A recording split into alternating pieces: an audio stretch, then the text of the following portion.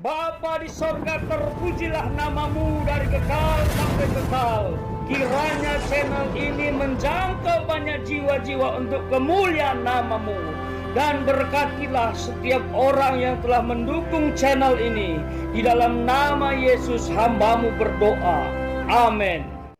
Firman Tuhan yang kita akan renungkan adalah dalam 1 Petrus pasal 1 ayat yang ke-22. Dengan tema cinta kasih Kristus yang menggerakkan persaudaraan. Waktu saya renungkan tema ini menarik sekali. Ada subjek yaitu Kristus, lalu ada objek yaitu kita, yaitu bersaudara. Amin, saudara. Amin. Kita baca sekali lagi ayat ini, ya, 1 Petrus pasal 1 ayat yang ke-22. Saya akan wakilkan. Karena kamu telah menyucikan dirimu oleh ketaatan kepada kebenaran, sehingga kamu dapat mengamalkan kasih persaudaraan yang tulus ikhlas. Hendaklah kamu bersungguh-sungguh saling mengasihi dengan segenap hatimu. Wow, luar biasa firman Tuhan ini, ya. Poin penting yang perlu kita garis bawahi dalam ayat ini adalah kasih persaudaraan yang dibangun secara tulus dan ikhlas. Bahkan kita mengasihi dengan sungguh-sungguh. Nah, berdasarkan konteks itu ayat sebelum dari ayat yang kita baca, ternyata mengandung banyak makna, yang dimana anak Tuhan atau orang Kristen itu ada di perantauan, ada di Asia Kecil pada saat itu. Dan Petrus menulis surat untuk mereka. Nah, mereka saat itu mengalami banyak sekali tantangan, pencobaan, penderitaan. Mereka adalah minoritas di bangsa lain, di wilayah lain, sehingga mereka kayak nggak punya kekuatan. Dan mereka sudah mulai terpecah, sudah mulai bangun grup-grup kecil dan mengabaikan yang lain. Padahal mereka seiman. Bahaya, ya. Sehingga ditekankan oleh Petrus pada saat itu, kamu harus punya pengharapan yang kuat kepada Tuhan. Karena Tuhan itu yang akan mengingatkanmu membangun hubungan, dan kalau orang bangun hubungan dengan Tuhan pasti akan mengasihi sesama. Lalu Petrus juga mengingatkan dalam ayat itu supaya beriman teguh dan mengasihi Kristus. Sehingga kalau orang mengasihi Kristus, dia juga harus mengasihi sesamanya. Kalau tidak, itu namanya percuma. Karena hukum yang ada di Alkitab ini kesimpulannya hanya dua. Saya sudah pelajari itu sejak lama. Hanya ada dua. Dari Kejadian sampai Wahyu, kesimpulannya hanya dua. Kasihi Allahmu dan kasihilah sesamamu, digambarkan seperti dirimu sendiri. Bahkan 10 hukum Taurat itu kesimpulannya dua. Hukum 1 sampai 4 apa? Mengasihi Allah, kan? 5 sampai 10 itu mengasihi sesama, termasuk ada orang tua di dalamnya. Jadi simple. Kita diminta untuk mengasihi Allah dan harus mengasihi sesama dengan kata kasih persaudaraan. Wah, luar biasa. Malam ini saya ingin kita merenung. Waktu saya baca ayat ini, renungkan ayat ini, langsung saya bilang kepada hambanya kemarin, Pak Seth, wah, ayat yang diberikan ini luar biasa berat ini. Pak Seth agak tersentak, maksudnya berat apa? Bukan berat untuk menyampaikannya. Orang awam pun bisa menyampaikan ini, kasih saudaramu, amin. Tapi yang saya maksud berat adalah menerapkannya.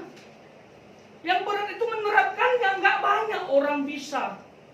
Tapi ada yang mau sekalipun tidak maksimal. Itu yang penting. Saya bilang sama istri saya, wah ini ayat ini berat nih, Ma. Berat menerapkannya. Kasih persaudaraan. Ini harus kita renungkan. Nah, kasih persaudaraan di sini menggunakan kata Philadelphia atau Phileo. Artinya kasih persaudaraan seiman, sesama anak Tuhan. Dimanapun dia, mau dia dari Medan, mau dari Jawa, mau dari Timur, selama dia anak Tuhan, harus kasih persaudaraan Philadelphia itu erat. Harus erat. Kita harus dengar dia lebih dulu daripada yang tidak seiman. Itu kasih Philadelphia ya. Masih sampai di sini, jangan ditafsirkan yang lain-lain lagi. Nanti dia pikir, kita pikir bahwa kita harus mengasihi seiman saja. Belum selesai saya menyampaikan ini. Tapi sampai di sini dulu, seiman kita harus kasihi. Apalagi sama-sama di perantauan, seperti yang ditulis Petrus. Kamu ada di perantauan, kamu harus menerapkan, meningkatkan Philadelphia, Phileo, kasih persaudaraan. Itu. Bagaimana dengan kita? Apakah kita meningkatkan kasih persaudaraan itu? Saudara seiman. Nah, logika praktisnya adalah saudara seiman saja kita tidak kasih, apalagi yang tak seiman. Kalau tak seiman kita kasih, saudara seiman tidak dikasih, itulah namanya munafik. Tuhan bilang loh, Phileo itu harus ditingkatkan, Philadelphia harus dibangun. Amin. Begitu juga dalam keluarga. Saudara mau mengasihi orang sekitar, tetangga, sementara keluarga nggak dikasihi. Semua itu berawal dari keluarga. Semua itu berawal dari seiman. Serius. Makanya kalau ada di gereja itu saling gigit, saling menghantam, saling fitnah, itu nggak boleh. Itu bahaya. Makanya dalam sejarah gereja perpecahan itu hanya dua. Satu karena dari dalam jemaat saling fitnah, saling menjelekkan, pendetanya gemuk dibilang korupsi uang gereja, pendetanya kurus katanya nggak diberkati. Parah kan? Ya kan? Lalu jemaat ada yang pakai emas dibilang, pamer. Dibilang nggak pakai emas, suaminya pelit itu. Serba salah. Makanya pecah itu jemaat. Lalu yang kedua, penganiayaan, bahkan sampai pembunuhan. Hanya dua pemicu pemecahan gereja. Makanya kasih persaudaraan Philadelphia harus dibangun dulu seiman. Amin, paham sampai di sini? Nah, baru nanti kalau udah bisa seiman, kita langsung ke mereka yang tidak seiman. Supaya mereka lihat Kristus dalam kita.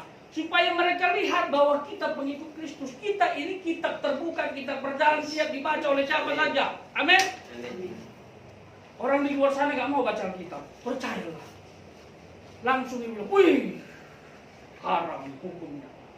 Sentuh begini, mandi dia langsung. Bagaimana cara dia tahu isi Alkitab? Ya dari kita. Injil berjalan. Makanya setelah kita bisa membangun persaudaraan seiman, lalu tampil di depan, di masyarakat yang tidak seiman, mereka lihat kasih kita. Sikap kita menggambarkan Allah yang kita sembah, amin. Bahkan diteguhkan di ayat berikutnya. Setelah saya gali, ada kata kasih yang berikutnya. Di ayat yang berikutnya. Di kalimat yang berikutnya. Dikatakan, hendaklah kamu bersungguh-sungguh saling mengasihi dengan segenap hatimu. Ada kata kasih sekali lagi. Begitu saya gali, ini bukan kasih Phileo, ini bukan kasih Philadelphia, tapi menggunakan kasih agapao atau agape. Nah, ini baru masuk kepada semua manusia. Jadi maksudnya begini, kalau kita bisa mengasihi sesama seiman, maka kasih Allah agape itu bisa diterapkan kepada semua manusia. Kalau kamu sudah bisa Philadelphia, Phileo, kamu pasti bisa agape. Kasih yang Tuhan ajarkan tanpa pamrih, bahkan mati untuk musuh. Dan mengampuni orang yang menyakiti.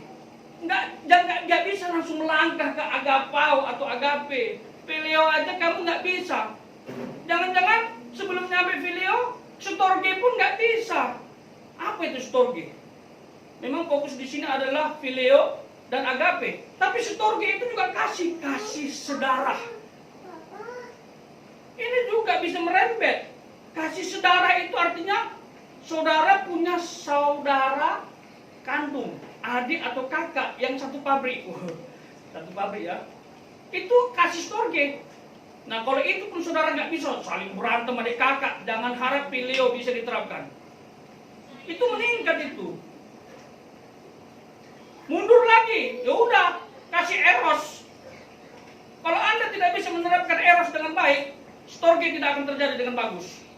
Apalagi phileo, apalagi agape.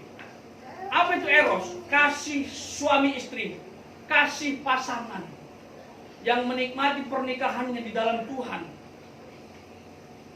Bicara storge itu bukan hanya waktu saudara menginginkan untuk membangun hubungan seks dengan pasangan, bukan. Tapi waktu saudara pergi kerja misalnya, mama, papa pergi ya, itu juga bagian dari eros. Mama, papa pulang, cium keningnya. Lalu peluk di kamar, I love you. Loh, saya bukan sekedar ngomong, saya juga lakukan. Kadang-kadang itu jadi metode. Saya peluk istri saya panggil anak saya, ini peluk mama, cium mama. Oh, langsung dia datang, dia takut ketinggalan. Setelah saya bilang begitu, dia mencium dan memeluk mamanya lebih dari saya. Dan dia saya lihat bersuka cita, gembira, lebih gembira waktu mau dikasih makan. Ternyata di situ kekuatan eros itu dibangun. Eros itu sebenarnya kasih Tuhan yang suci bagi mereka yang menikah. Amin. Cuman kadang disalahgunakan. Waktu berpacaran sudah diterapkan, itu yang dosa. Kembali kita ke teks ini. Kasih persaudaraan itu harus ditingkatkan, harus dibangun. Apalagi kita ada di perantauan dan bukan sembarangan. Katanya tulus ikhlas. Gimana tulus ikhlas ya? Bisa digambarkan nggak? Tulus ikhlas itu gimana kira-kira? Apakah cukup kita bilang, oh kita sesama di perantauan bro, aku mengasihimu, tapi dalam hati bro aku udah gak makan seminggu, gimana ini? Tetap semangat bro, saya bantukan doa, tapi di dompetmu ada 1 juta. Apakah itu kasih phileo? Tidak ya? Atau saudara kita sedang tabrakan, jedar, dia telepon, wih kita sudah dengar kabar nih dia baru tabrakan. Alah, paling mau minta tolong ini. Pura-pura nggak didengar ya kan? Nggak diangkat. Apakah itu phileo? Maka firman Tuhan nggak main-main loh, tulus ikhlas loh. Nggak ada ini topeng dalam membangunnya. Kalau orang Medan itu ada lagunya. Sekalipun kadang mereka ada yang nggak tahu firman Tuhan, tapi ada lagunya. Anak Medan do kawan. Gitu. Apapun dia bisa lakukan untuk kawannya. Mau dia susah senang, pokoknya untuk kawan. Gitu kan? Mereka aja tahu lagu itu. Maknanya untuk persaudaraan. Bagaimana dengan kita? Bagaimana? Phileo seperti apa yang kita mau bangun? Phileo yang mengarah kepada agape, kasih yang berkualitas tinggi. Tidak ada kasih yang paling hebat daripada agape. Tuhan yang menjadi teladannya. Dia mati untuk musuh-musuhnya. Dia diam saja walaupun dihina, dicaci, didera dan lain sebagainya. Dia tetap jalankan misi khusus untuk mati di salib. Itu agape. Makanya kita tidak akan mungkin sampai ke agape kalau tidak melewati phileo, kasih persaudaraan. Coba lihat, cinta kasih Kristus yang menggerakkan persaudaraan. Kalau uang menggerakkan persaudaraan, percayalah, yang ikut dengan saudara topengnya tebal. Ya, serius ini. Kalau saudara dekat di warung makan, mau pesan nih, tiba-tiba yang lain ikut, ya kan? Nggak mau ketinggalan, ya kan? Begitu giliran pembayaran, pura-pura mengalihkan perhatian, ya kan? Pernah nggak? Ayo, siapa yang pernah? Waktu pesan makanan, semangat, aku ini. Giliran mau bayar, pura-pura mengalihkan perhatian dia. Ada yang pakai telepon, halo? Iya, tapi lama sekali di telepon, sambil dia lihat, udah dibayar belum? Pernah kan? Itu bukan phileo itu. Akhirnya semua nelpon, halo, tetap saling telepon. Halo, kau yang bayar ya? Itu terjadi. Betul nggak? Waktu party, ya kan? Waktu party, datang semua, ya kan? Datang semua. Yang satu bikin party nih, poya-poya, makan sana, minum sini, datang semua hadir. Dari pelosok bumi pun hadir. Begitu teman yang buat party tadi susah, nggak ada uangnya, sibuk semua. Sorry bro, lagi sibuk nih.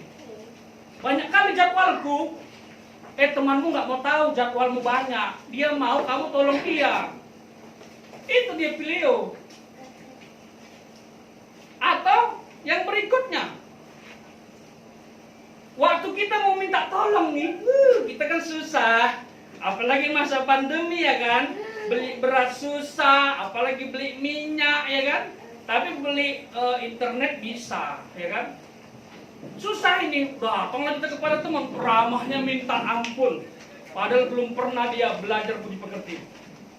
Serius, dia belum pernah belajar budi pekerti, tapi bisa ramah. Halo teman, kamu bisa tolong gak? Aku susah kali ini, gak ada uangku. Ramahnya minta ampun. Dia bisa atur intonasinya sehalus mungkin, mengalahkan orang Medan kayak saya. Lembut dia ngomong. Waktu minta tolong, sudah ditolong. Begitu teman yang nolong itu susah, nggak ketemu batang hidungnya. Terus diungkit-ungkit, bro, kemarin saya tolong kamu. Kamu ngungkit-ngungkit ya? Nggak ada peri kemanusiaanmu. Jangan ngungkit-ngungkit bro, pasti ada begitu kan? Dia nggak ingat, seharusnya kalau dia ditolong harus mengingat pertolongan itu dan harus nolong. Enggak, dia pula lebih galak daripada yang pernah nolong dia. Di zaman dulu pernah saya ingat, kalau dia ditolong orang, dia tidak akan tenang sampai mati kalau tidak membalas pertolongannya. Itu yang benar. Itu video.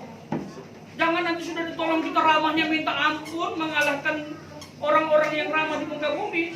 Begitu teman kita minta tolong, kita tidak ada. Marah-marah. Terus menjelek-jelekkan dia. Ada begitu. Bapak Ibu, ada, saya pernah lihat. Dan yang terakhir, waktu kita mau minta pinjaman. Wah, ini agak sensitif. Ini saya mohon maaf ya. Gak tahu, ini ada di hati saya ya. Saya harus sampaikan. Ini ada di hati saya. Waktu kita mau minta pinjaman nih, karena masalah khusus, mungkin gak ada beras atau apa saja. Pokoknya kita harus minjam nih, pinjam uang. Paham ya Bapak Ibu, pinjam uang? Money yang dipinjam mungkin bisa 500.000, 1 juta, dengan berbagai alasan yang mengalahkan orang yang minta tolong tadi. Ya kan, ramahnya. Karena kita mau minjam kan? Oke? Waktu kita mau minjam, begitu dikasih pinjaman, begitu sudah dapat pinjaman, dia pura-pura insomnia. Tahu insomnia? Pura-pura lupa ingatan. Tahu kan? Ada nggak? Pernah nggak gitu ada orang? Pura-pura lupa ingatan, dia lupa segalanya. Dia nggak tahu uang ini sudah pakai uang orang. Ada kayak gitu. Diingatkan pun dia bilang, kapan bro? Kok bantu ingat saya? Sebanyak kali saya pikirkan. Giliran bayar, ya lupa semua. Ini juga bahaya loh. Teman kita menerapkan pileo. Kenapa dia kasih pinjaman? Karena dia tahu prinsip pileo. Tapi kita tidak mau bayar. Pura-pura lupa. Tiba-tiba Bapak Ibu bikin sakit lagi begini. Dia update status tren lagi makan di restoran. Gimana perasaan saudara? Kalau tahu begitu gimana? Senang nggak? Jangan-jangan HP yang saudara pegang itu dibanting info. Dia tidak bisa bayar utang, pura-pura lupa, tapi tiba-tiba update status makan di restoran. Lagi santai bro, macam di pantai, mantap. Ada kayak gitu. Coba renungkan. Saya tidak bermaksud apa-apa, ini di hati saya. Kadang-kadang Veleo juga hancur dan dikotori oleh orang yang ditolong dengan pinjaman tapi nggak mau bayar. Makanya Alkitab mengatakan keras, jangan engkau menghutang. Kalau kamu tidak bisa bayar. Saya pernah ya, di luar sana, bukan di sini. Ada orang pinjam uang sama saya. Lamanya minta ampun, nggak dibayar-bayar. Berlalu kayak gini kita Natalan 1 tahun ya kan, belum dibayar sama dia. tahun depan ya kena terlalu tua, nggak dibayar juga sama dia. Akhirnya saya datangi orang ini, saya bilang, Pak, udah nggak usah lagi bayar utangnya, karena tidak jadi berkat buat aku apabila mengingatnya. Dan kamu nanti hidupmu makin susah karena kamu tak membayarnya. Nggak banyak utangnya, nggak banyak, tapi kan akhirnya kan berkat Tuhan terhambat sama dia kan. Itu saya sampaikan, ini serius, saya sampaikan ini karena kasih. Kalau saudara berhutang, pastikan bayar. Kalau Anda ragu bisa membayar, tak usah berhutang. Pastikan Tuhan menolong kita. Logikanya simpel, kita anak Tuhan, nggak bisa makan nih. Loh, anak Tuhan kok nggak bisa makan, siapa yang bisa ngasih? Pasti Tuhan kan, amin? Amin. Oleh sebab itu ini dipikirkan.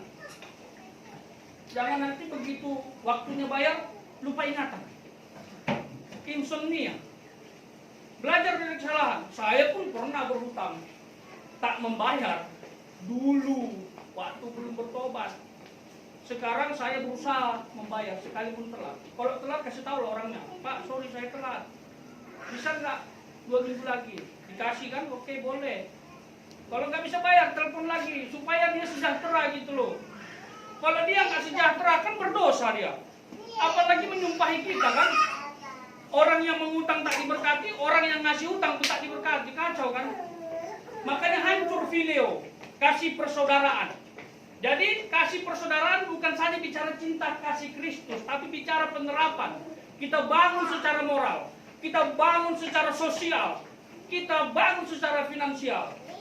Baru fileo itu diterapkan dengan baik. Amin. Ini harus kita perhatikan. Saya harap kita di dalam perantauan ini saling menjaga, saling membangun. Saya secara pribadi selalu berusaha, sekalipun saya lemah, sekalipun saya tidak sempurna, tapi saya selalu berusaha. Siapapun orang yang ada di sekitar saya harus bisa dekat dengan saya. Saya pernah bermasalah dengan siapapun, tapi saya selalu berusaha. Kadang berat itu, egonya gitu, belum tahu ini orang Medan, gitu kan? Lu jual gua beli, kadang-kadang gitu, tapi saya berusaha akor perantau, datang kepada dia, bangun hubungan, saling mengasihi, saling mengampuni.